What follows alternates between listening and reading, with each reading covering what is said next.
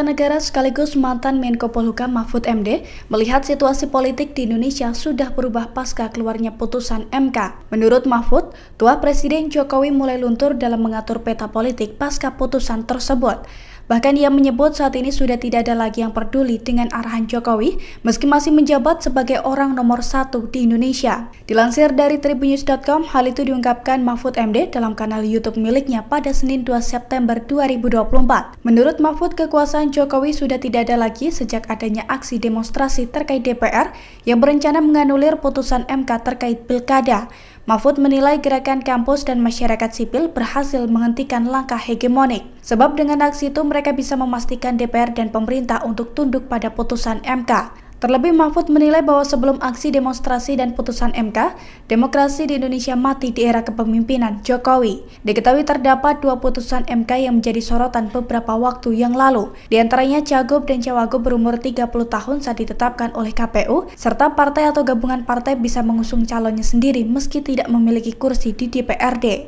Perkembangannya bagus ya, artinya gerakan kampus dan masyarakat sipil itu berhasil menghentikan langkah-langkah hegemonik. Karena sekarang hegemoni politik terutama dalam rangka pilkada kan sudah tidak ada. Ya, kalau dulu kan orang mencekam, semua dikendalikan oleh apa yang disebut Kemplas, dari pusat sampai ke daerah-daerah mau diatur.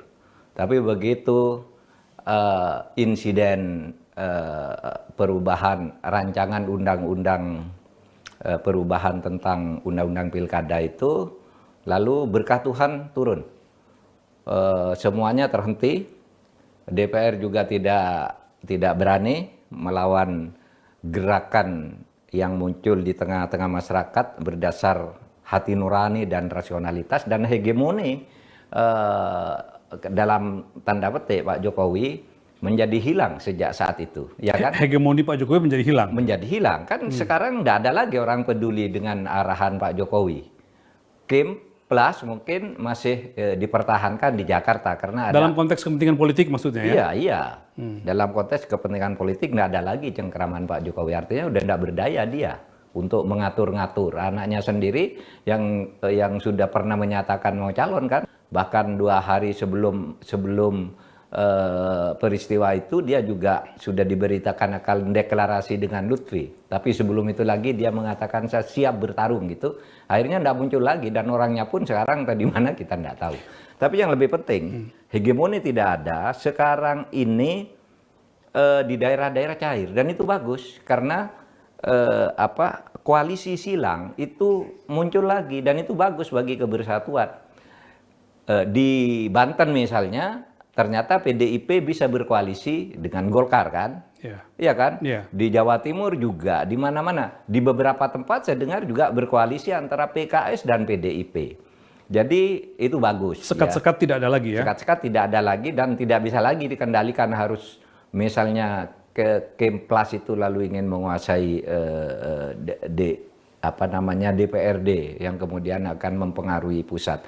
Menurut saya itu bagus, dan demokrasi hidup kembali. Artinya tidak ada lagi hegemoni di mana Pak Jokowi baik langsung maupun tidak langsung secara terang-terangan mengendalikan situasi di berbagai daerah. Sekarang kan sudah tidak ada lagi. Tidak ada lagi itu ya bukan tidak mau, tapi tidak bisa lagi dengan peristiwa itu. Nggak ada jalan untuk melakukan itu lagi? Iya, karena public common sense itu tidak bisa dibendung. Sehingga bolehlah kita berharap bahwa pilkada akan berlangsung November mendatang ini tidak akan seburuk misalnya dengan Pilpres kemarin gitu ya Pak ya? Iya, tidak akan seburuk dengan yang Pilpres kemarin, dan itu menurut saya akan berlangsung sampai 5 tahun ke depan. Tidak akan ada koalisi permanen seperti yang dibayangkan oleh Kemplas itu. Itu akan bubar dengan sendirinya di mana-mana. Kalau enggak ya hancur kan.